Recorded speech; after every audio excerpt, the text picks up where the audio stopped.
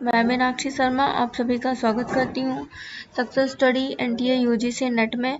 और मैं यहाँ पे आपको एक्ट्स पढ़ा रही हूँ।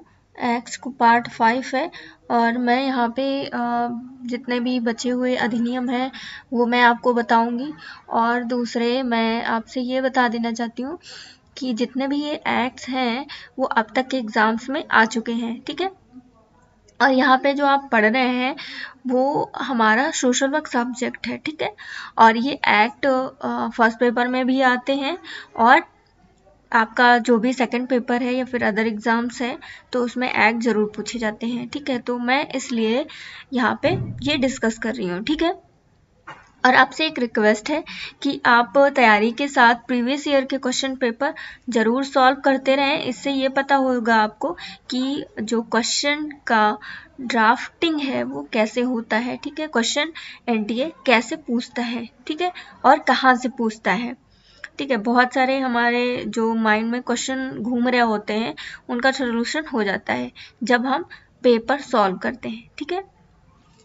और साथ ही पेपर सॉल्व करने के साथ ही आप जो टेस्ट होते हैं वो भी देते रहिए। एनटीए की साइट पे जाके वहाँ पे बहुत सारे प्रीवियस ईयर के क्वेश्चन पेपर पड़े होते हैं तो वहाँ पे टाइम सेट रहता है और जाके वहाँ अपने जो क्वेश्चन पेपर है वो सॉल्व करके ये देख सकते हैं कि आप कितना सही और कितना गलत कर सकते हैं, खुद का आकलन कर सकते हैं, मेरे कहने का मतलब है। और आकलन करने से ये पता हो जाएगा कि हमारी तैयारी कितनी अच्छी चल रही है, ठीक है। तो चलते हैं अपनी स्लाइड पे। और हाँ, एक बात और, जो लोग हमारे वीडियो पे नए हैं, नए व्यूअर्स हैं, वो हमारे चैनल को सब्सक्राइब कर लें। इससे ये होगा कि जब भी मैं वीडियो डालूंगी, नया वीडियो अपलोड करूंगी तो उससे आपको मेरा वीडियो इजीली मिल जाएगा, ठीक है। उसकी नोटिफिकेशन आपको मिल जाएगी, ठीक है। और अगर वीडियो अच्छा लगे तो लाइक और शेयर ज़रूर कर दीजिएगा। और मेरे इस चैनल का उद्देश्य सिर्फ एक ही है कि ऐसे बच्चे जिनके पास इतनी सुविधाएं नहीं है कि वो कोचिंग्स को ले सकें, ठीक है, पढ़ सकें जाके बड़े कोचिंग्स में उनकी फ़ीस पे कर सकें। मैंने ये चैनल ऐसे बच्चों के लिए खोला है जो बहुत गरीब हैं, गांव क्षेत्र से हैं, जिन्हें बिल्कुल भी नॉलेज नहीं है, बुक्स नहीं है। मैंने ये अपना चैनल उनके लिए स्थापित किया है जिससे वो अपनी तैयारी को और बेहतर बना सकें, अपने परिणाम को इंक्रीज कर सकें, ठीक है। तो हमारा इस मिशन में आप सहयोग देंगे, मैं ऐसी आशा करती हूँ आपसे, ठीक है। चलते हैं अपने स्लाइड पे, ठीक है। तो मैं यहाँ पे सबसे पहले बताऊंगी जो भारत की पुनर्स्थापन परिषद अधिनियम है ये कब आया था। तो ये आया था 1992 में और 1992 में आया था। और मैं इसके कार्य कुछ बताऊंगी, ठीक है। ये कार्य क्या क्या करती है, तो ये भारत के किसी विश्वविद्यालय या अन्य संस्था द्वारा अनुदत्त अर्हता जो अनुसूची में सम्मिलित है कि पुनर्वास वृत्तियों के लिए मान्यता प्राप्त है, ठीक है। और ये काम क्या करती हैं वो मैं बताती हूँ। तो जो भी भारत के बाहर की जो संस्थाएं होती हैं उनका अनुदत्त अर्हताओं को मान्यता प्रदान करती है, ठीक है। और ये क्या करती है, जो अनुसूची में सम्मिलित अर्हताएं रखने वाले व्यक्तियों के प्रविष्ट किए जाने के अधिकार इसमें रहते हैं। और दूसरे जो है पाठ्यक्रमों और परीक्षाओं के बारे में जानकारी की अपेक्षा करने की शक्ति भी होती है इसमें। परीक्षाओं के निरीक्षक होते हैं, ठीक है।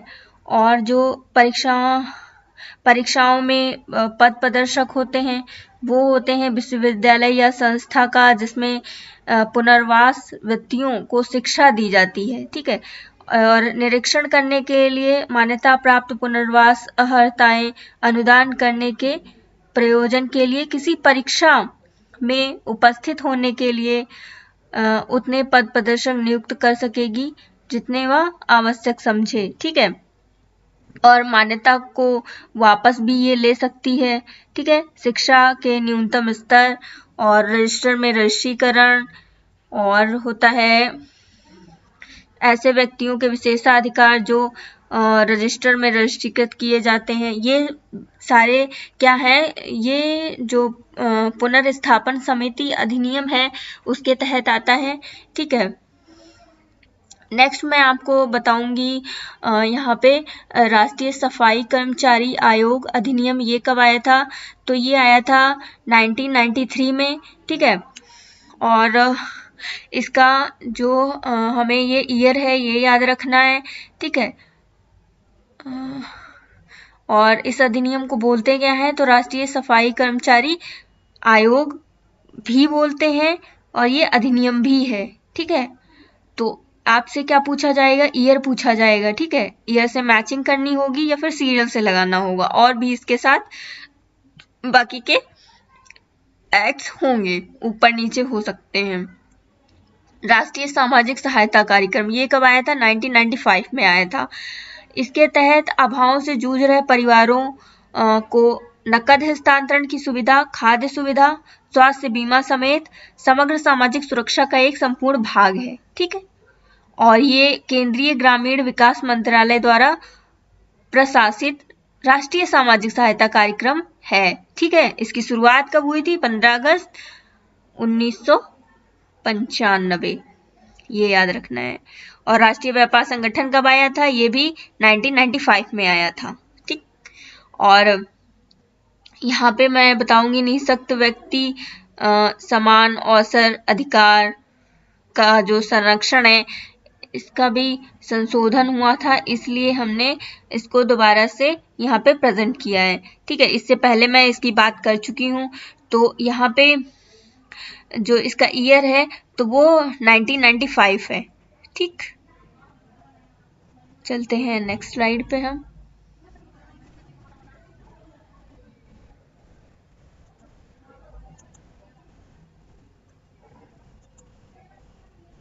ये मैं डिस्कस कर चुकी हूँ।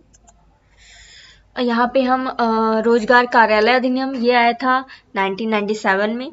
फिर हम यहाँ पे मिलेनियम डेवलपमेंट गोल्स की बात करेंगे, ये 2000 में इसकी शुरुआत हुई थी, ठीक है। इसको मिलेनियम डेवलपमेंट गोल्स भी बोलेंगे और इसको MDG भी बोलते हैं, ठीक है। तो MDG भी पूछा जाएगा, हो सकता है कहो मिलेनियम डेवलपमेंट लिख के आ जाए या फिर सहस्त्राब्दी विकास लक्ष्य भी लिख के आ सकता है, ठीक है। तो इन तीनों में से कुछ भी लिख के आ सकता है, लेकिन मतलब इसका एक ही है, ठीक है। और ये कब आया था, 2000 में आया था। और ये कब तक चला था, तो इसका जो टाइम पीरियड था वो 15 साल का था, ठीक है। तो 2000 से शुरू हुआ और 2015 में खत्म हो गया। इसके बाद क्या आया था, तो इसके बाद आया था SDG सस्टेनेबल डेवलपमेंट गोल्स आए थे। 2015 से उसकी शुरुआत हुई थी और वो चलेंगे 2030 तक। इस पे मैं सेल्फ वीडियो बना चुकी हूँ, तो आप हमारे प्लेलिस्ट में जाके ये जो भी MDG और SDG हैं उन पे वीडियो देख सकते हैं, और इससे भी 5-6 क्वेश्चंस पूरे पेपर में बन जाते हैं। तो मैं आपसे यही रिक्वेस्ट करूँगी कि अगर मैं बोलती हूँ तो उसे जाके देख लीजिए, क्योंकि जब हम NTA का अपना सब्जेक्ट का पेपर दे रहे होते हैं तब, या फिर हम कहीं PhD का एग्ज़ाम देने गए होते हैं, तो भी जो MDG SDG हैं और ये हमारे एक्ट्स हैं, ये वहाँ पे इससे रिलेटेड क्वेश्चन आते हैं। तो इसलिए मैं आपसे बोल रही हूँ कि ये वीडियो देख लीजिएगा, ठीक है। हमारे प्लेलिस्ट में जाके आपको मिल जाएगा, ठीक है। बिल्कुल भी टफ नहीं है, और जाके देख लीजिएगा, इससे आपको बहुत फायदा होगा, ठीक है। और अगर आप किसी यूनिवर्सिटी का PhD जो एंट्रेंस होता है उसका क्वेश्चन पेपर देखना चाहते हैं तो वो भी हमारे चैनल पे आपको मिल जाएगा, ठीक है। JNU और Mahatma Gandhi central university 2 question paper available है, मैं 1-2 और अपलोड कर दूंगी, ठीक है। वो एक आइडिया के लिए कि कैसे क्वेश्चन पूछे जाते हैं, इसलिए, ठीक। सर्व शिक्षा अभियान की बात करूंगी, ये भी पूछा जा चुका है। तो सर्व शिक्षा अभियान कब आया था, तो 2001 में आया था, ठीक। और यह भारत सरकार का एक सर्व प्रमुख कार्यक्रम है जिसकी शुरुआत अटल बिहारी वाजपेयी द्वारा निश्चित समयावधि में किया गया था और ये भारतीय संविधान के 86वें संशोधन के तहत निर्देशित किया गया है। ठीक है, और इसमें किस ईयर के बच्चे शामिल होते हैं सर्व शिक्षा अभियान में, तो 6 से 14 साल के जो बच्चे होते हैं उनको मुफ्त और अनिवार्य शिक्षा प्रदान की जाती है। ये भी याद रखने वाला है, पूछ लेता है। ठीक, और यहाँ पे मैं आपको बताऊंगी कि जो चिकित्सीय गर्भ समापन कानून बनाया गया था तो वो 2002 में बनाया गया था। ठीक है, इससे पहले ये 1971 में था, फिर इसमें थोड़ा सा चेंज किया गया। जो चेंज तो आपसे ये भी पूछ लिया जा सकता है 1971 वाला भी, और हो सकता है चेंज वाला, ये फिलहाल दोनों आ चुका है तो इसलिए मैंने यहाँ पे शेयर किया है आपसे। SC/ST आयोग कब बना, तो ये 2003 में बना था। ठीक है, और यहाँ पे आपको आर्टिकल भी दिख रहा है। ठीक, तो मैं आर्टिकल पे सेपरेट वीडियो एक बना चुकी हूँ। ठीक है, हमारे प्लेलिस्ट में मिल जाएगा, और बाकी मैं अभी और ज़्यादा डिस्कस करूँगी। ठीक है, तो यहाँ पे मैं सिर्फ इतना बताऊँगी कि जो SC/ST एक्ट था, जो आयोग था, वो कब आया था, तो ये आया था 2003 में। ठीक, कौन सा संविधान संशोधन था, तो 89 संविधान संशोधन जो हुआ था उसके तहत आया था। ठीक है, इनके अधिकारों की सुरक्षा की गई थी, विशेष अधिकार दिए गए थे और इनके कल्याण का प्रावधान किया गया है यहाँ पे। ठीक है, जिससे इनका शोषण ना हो सके। ठीक, घरेलू हिंसा अधिनियम 2005 में आया था। महिलाओं, बच्चों और वृद्ध लोगों के साथ बहुत सारी जो शोषण होता है, मानसिक, शारीरिक, आर्थिक, तो उस शोषण को रोकने के लिए घरेलू हिंसा अधिनियम आया था जो 2005 में आया। ठीक, ये भी क्वेश्चन आ चुका है। राष्ट्रीय ग्रामीण रोजगार गारंटी योजना, ये 2005 में आया था। ठीक, याद रखिएगा। और फिर राष्ट्रीय ग्रामीण स्वास्थ्य मिशन, ये भी 2005 में आया था। और ये किसका कार्यक्रम है, तो NRHM योजना के तहत स्वास्थ्य मंत्रालय का ये कार्यक्रम है। अक्सर पूछ लेता है कार्यक्रम किस मंत्रालय का है, या फिर ईयर पूछ लिया जाता है। इसीलिए मैं बोलती हूँ अगर आप क्वेश्चन पेपर सॉल्व करेंगे तो आपको बहुत कुछ पता हो जाएगा। ओके, राष्ट्रीय पर्यावरण नीति कब आई, तो 2006 में आई थी। ठीक, पर्यावरण पर भी मैं सेपरेट वीडियो बनाऊंगी तो इसमें कवर करूंगी। यहाँ पे इतना ज़्यादा कवर कर पाना बड़ा मुश्किल है। ठीक, विकलांग व्यक्ति के समान अवसर अधिकारों की रक्षा के लिए जो नीति बनी, राष्ट्रीय नीति, वो 2006 में आई थी। ठीक है, और बाल विवाह निषेध अधिनियम जो कि 2006 में आया। इसमें जो लड़का और लड़की होती है उसकी आयु का निर्धारण किया गया था। जो लड़की होती है उसकी आयु 18 वर्ष, और जो लड़का होता है उसकी विवाह की आयु उसकी जो आयु होती है वो 21 वर्ष रखी गई। लड़की की आयु 18 वर्ष और लड़के की आयु 21 वर्ष। ठीक है, और यहाँ पे बाल विवाह निषेध माना गया। बहुत सारे जो गांव क्षेत्र होता है, बीहड़ क्षेत्र, बहुत पिछड़ा हुआ, वहाँ पे कोई एज नहीं देखी जाती है और बच्चे छोटे ही होते हैं, उनका शारीरिक विकास नहीं हो पाता है, मानसिक विकास नहीं हो पाता है, ना ही वो शिक्षित होते हैं, और इस कंडीशन में उनकी शादी हो जाती है जो कि आगे चल के बहुत सारी प्रॉब्लम क्रिएट करती है। ठीक है, इसमें जो जो चेंज हुए वो भी मैंने यहाँ पे आपको बताया है। ठीक है, तो जो सर्वप्रथम आया था तो वो 1929 में पारित किया गया था। फिर जो चेंज हुए वो 49 में और 78 में चेंज हुए। फिर फाइनली ये 2006 में इसका संशोधन कर उसी रूप से लागू है। ठीक है, मैंने एज लिमिट बता दी। लड़के की होती है 21 वर्ष और लड़की की 18 वर्ष होती है। ठीक, सिर पर मैला ढोने वालों का पुनर्वास और उनका नियोजन 2007 में लागू हुआ। ठीक है, पास्को जो बच्चे होते हैं उनका बहुत ज़्यादा यौन शोषण होता है, यौन संबंधी अपराध होते हैं। अश्लील सामग्री से सुरक्षा प्रदान करने के लिए लाया गया था। इसका उद्देश्य बच्चों के हितों की रक्षा करना था, ठीक है। और बच्चों पर सबसे ज़्यादा काम हुआ है, ठीक है, जिससे कि बच्चों का शोषण ना हो सके, ठीक है। बचपन बचाओ आंदोलन बच्चों से ही संबंधित है और उसको शुरू किया गया था, कैलाश सत्यार्थी ने शुरू किया था, ठीक है। तो कभी कभी ये भी पूछ लेता है कि जो बच्चों के अधिकार और उनके हितों पर जो काम करते हैं वो कौन है, तो उनका नाम है कैलाश सत्यार्थी, ठीक है। वो काफी फेमस बॉडी है, आप सर्च करेंगे तो आपको बहुत कुछ पढ़ने को मिल जाएगा और यहाँ से क्वेश्चन जरूर आता है, ठीक है। और एक पास्को एक्ट भी है, तो पास्को का फुल फॉर्म भी पूछा जा सकता है, ठीक है। Protection of children from sexual offence act, ये कब आया था, तो 2012 में आया था। ये पास्को ऐसे लिखा होता है, इसका फुल फॉर्म भी पूछा जा चुका है, ठीक है। तो मैंने यहाँ पे उसका शॉर्ट फॉर्म भी दे दिया है और कब आया था ये भी मैंने आपको बताया, क्यों आया ये भी मैंने आपको बताया, ठीक है। तो आपको याद रखने की जरूरत है क्योंकि ये रिपीट होता रहता है। फिर राष्ट्रीय खाद्य सुरक्षा अधिनियम 2013 में आया और ये भारतीय संसद द्वारा पारित होने के उपरांत सरकार द्वारा 10 सितंबर 2013 से इसे अधिसूचित कर दिया गया है, ठीक है। और कार्यस्थल पर महिलाओं के साथ बहुत ज्यादा यौन उत्पीड़न होता है, तो उसके रोकथाम निषेध निवारण के लिए जो अधिनियम आया तो 2013 में आया और कब से लागू है, तो 9 दिसंबर 2013 से प्रभाव में है ये, ठीक है। इसका उद्देश्य सिर्फ इतना था कि महिलाओं के साथ छेड़छाड़ ना हो और जो पीड़िता है उसके अधिकारों की रक्षा की जा सके, उसे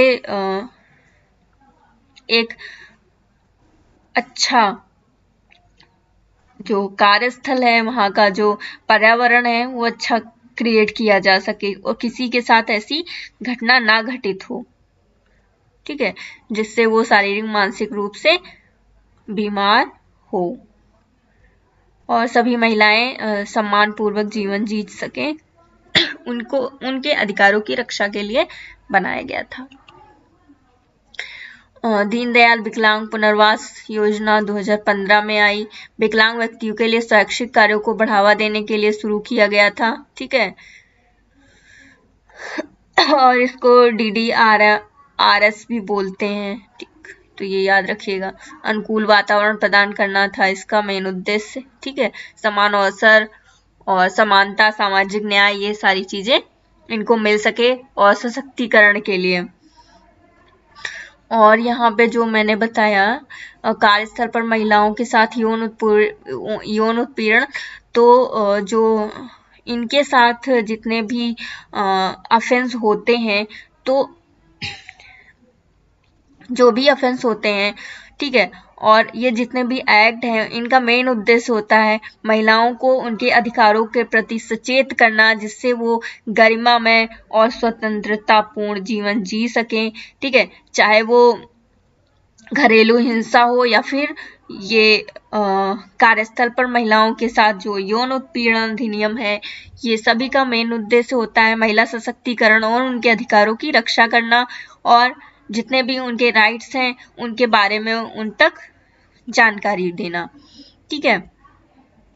और ये उज्ज्वला योजना आई थी, प्रधानमंत्री उज्ज्वला योजना भी इसको बोलते हैं और कभी कभी उज्ज्वला योजना ही पूछ लिया जाता है या फिर प्रधानमंत्री उज्ज्वला योजना, ठीक है। इससे क्वेश्चन आ चुका है, इसलिए मैंने यहाँ पे आपको ये बताया। अब तक के जितने भी एक्ट आए थे वो सारे मैंने आपसे डिस्कस किए हैं और बाकी इस ईयर का मैं क्वेश्चन पेपर भी बहुत जल्दी लेके आऊंगी, वो भी मैं यहाँ पे सॉल्व करा दूंगी पूरा क्वेश्चन पेपर और दिखाऊंगी कि क्वेश्चन कैसे आते हैं।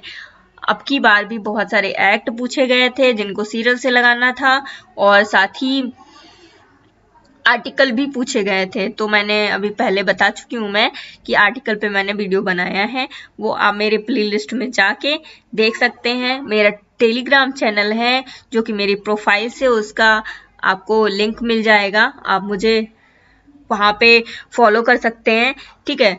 तो वहाँ भी सारे वीडियोस मिल जाएंगे और यहाँ इस चैनल पे भी सारे के सारे आपको मिल जाएंगे। और अगर वीडियो अच्छा लगे तो लाइक और शेयर जरूर कर दीजिएगा, ठीक है। और आप ये बताइएगा मुझे कमेंट करके वीडियो कैसा लगा, ठीक है। और ये जो उज्ज्वला योजना है तो ये भी गरीब महिलाओं को एलपीजी कनेक्शन देता है, ठीक है। और ये क्यों शुरू किया गया था, क्योंकि जो महिलाएं और बच्चे हैं उन पे जो उनका शारीरिक शोषण होता है उन सबको रोकने के लिए ये योजना शुरू की गई थी, ठीक है। और पर्यावरण प्रदूषण को भी रोकने के लिए, ठीक है। तो आपसे क्वेश्चन घुमा फिरा के पूछेगा लेकिन मतलब वही होता है, ठीक है। और मिलते हैं नेक्स्ट वीडियो में। और वीडियो देखने के लिए थैंक यू सो मच। और लाइक करना बिल्कुल मत भूलिएगा, शेयर भी कर दीजिएगा। Thank you.